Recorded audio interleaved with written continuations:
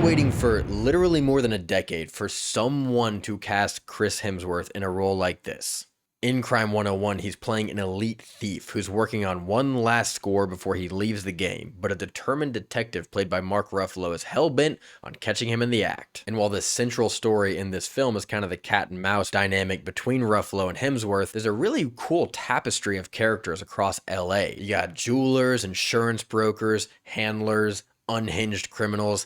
It's all here in a way that we don't get to see very often in movies anymore. Chris Hemsworth is playing like this steely criminal who's obsessive in his preparation for his heists, but his confidence is entirely missing when it comes to his personal human connections. And the intro plays out with very sparse dialogue, and we're just watching the city wake up. We're watching as Chris's character prepares for his next heist. He's like rubbing all the loose hairs and skin particles off of his body to minimize the possibility of leaving any DNA behind. We're seeing Halle Berry's character and Mark Ruffalo's character as they go through their morning routines. The whole city is just coming alive. And for the whole time, there's this meditation playing over it that Halle Berry's character is listening to. The editing is super tight and energetic. The score is honestly somewhat reminiscent of what Ludwig Göransson did with the Tenet score. Not quite to that level, but reminiscent. And I just knew from that moment that I was in good hands. And writer-director Bart Layton really knows what he's doing with this movie, because from there we get this really cool crime drama that is very much reminiscent of Michael Mann films and feels very aware of that. There are multiple moments that feel like they're a love letter to crime thrillers of the past. It's based on the Don Winslow novella of the same name, and if you're not familiar with Don Winslow, this guy makes heavy-hitting crime dramas that feature tons of different characters and usually have some really bitter social commentary embedded in the narrative. There's lots of rumored and confirmed adaptations coming up of his work, so you're probably going to be hearing his name a lot. And him being, in my opinion, one of the great modern American crime novelists, his work is very interested on what's on its characters' minds, not just flashy action sequences. A lot of this movie's runtime is devoted to developing the personal stakes, showing us who these people are even when they're off duty. But don't get me wrong, this movie has plenty of action. There are multiple really great car chases, there's gunplay, and plenty of tension to go around. And I think the themes here are really well executed. Each of these core characters are kind of becoming disenchanted with the tribes that they run with. Mark Ruffalo, as this detective, is starting to realize that his department prioritizes a high turnover of cases. They like opening and shutting cases as quickly as possible, even if they're not thorough or even accurate. And by being the squeaky wheel and trying to delay closure of each case until they have the right answer and understand how multiple cases might be feeding into each other, he's really losing the support of his peers and his boss. Similarly, Halle Berry, playing this high-class insurance broker, begins to realize that she's not valued by her firm at all, and all she's really doing is helping terrible people get richer and screwing over other people on behalf of a company that does not care about her. And so when she eventually comes into contact with Hemsworth as this thief, she's kind of primed to be receptive of an offer that he has given her specific position at this company. But what's common between them is that they're realizing that the world they run in doesn't really incentivize being good at your job or being good to other people. They keep seeing the wrong people thriving and people who are trying to do the right thing staying stagnant. And then Hemsworth's character is painstakingly careful to execute his job with minimal collateral damage. He's opposed to violence and totally committed to avoiding it. And his principles kind of start rubbing off on the people who are observing his work. It's very Heat-esque in the way that it unites people from different walks of life based on their principles instead of their occupations. And all of this is just really well communicated by great editing, vibrant cinematography, and textured performances from all of the cast. Ruffalo is so in his element as this detective, and there are so many moments that just speak to how well he understands this role. Halle Berry is also really good. Her character is feeling a lot of exhaustion and righteous anger against the system that she's a part of. She's probably the one who's going to click with the audience the most. And Hemsworth, who just exudes cool. I'm kind of jealous of how cool he is, actually, especially in this movie. We can see in his face that he's not just doing what he does out of greed. And we learn as the film goes on that he comes from a place of need. need, and he never wants to feel that financial, material insecurity again. He also feels an emotional hole in his life and longs for human connection. So he's a very sympathetic character, even though he's like this unflinching, steely-eyed criminal. And while the movie, I think, does struggle a bit with its villains, it's not the fault of the cast. I think Barry Keoghan in particular is really good in this role as an off-kilter, highly volatile criminal who absolutely does not adhere to the protagonist's code of conduct in his enterprises. He is just like a constant threat for the entire runtime. And this guy is really great at playing unhinged little freaks. And he kind of shares this villainous role with Nick Nolte, who plays kind of Chris Hemsworth's handler, the guy who helps him orchestrate his heists and then sells the stolen goods. And they feel like two halves of a character. One of them has intellect, one of them has a propensity for violence. I felt like the dynamic there was sometimes a little bit overwrought, and the way that it bounces the characters off of each other felt very contrived at certain points. This movie is very long, and I was never bored, but there are certain subplots that pale in comparison a bit to others. For example, Monica Barbaro is in the film as a love interest for the protagonist, and their relationship doesn't always make a lot of sense. Hemsworth's character doesn't ask her anything about herself, he doesn't tell her anything about himself, and he's constantly very dodgy and sketchy. On paper, that doesn't work. She wouldn't be interested in him. But in practice, when you're looking at Chris Hemsworth and Monica Barbaro, it's not really hard to understand why they're attracted to one another. There is a scene where they dance together in his very nice apartment to a live performance of Springsteen's Jersey Girl. It's one of the more aesthetically pleasing moments of 2026 so far. But even though the relationship isn't sold extremely well, it works for me because all it has to do is show that this protagonist is interested in life after crime. He's working towards a goal, and he really wants to be with someone who he cares about, who cares about him, and showing the cracks in his almost emotionless facade, I think really work for the movie and raise the emotional stakes. And then the end brings all these threads together in this super satisfying heist sequence where all the characters have their part to play. It's extremely tense. I genuinely didn't know how it was going to resolve itself. And when it does, I can see people having questions about loose ends. But I do think that the screenplay lays the breadcrumbs out in a way where everything is answered. You might not find it particularly convincing, but I admire the legwork that this movie did to make the ending work numerically. It may wrap up a bit too cleanly for some, but I found it to be, again, kind of a love letter to those old-fashioned crime thrillers that we used to get all the time. And I just so hope that this is indicative of a return of those kinds of movies. One complaint that I do have about the film, and that is a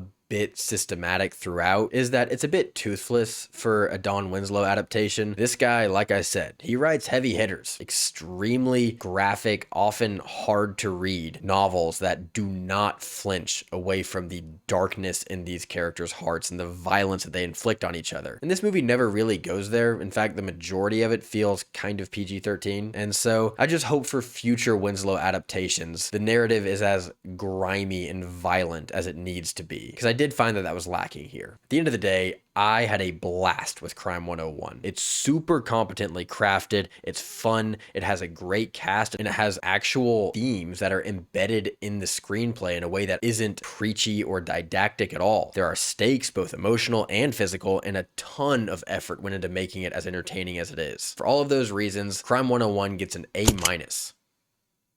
I just love this movie so much. I've been starving for this kind of film for a long time, and I can't say enough how much I hope they come back. If you have seen this movie, please let me know what you thought of it. If you enjoyed this video, please do like and subscribe, and I'll catch you at the movies.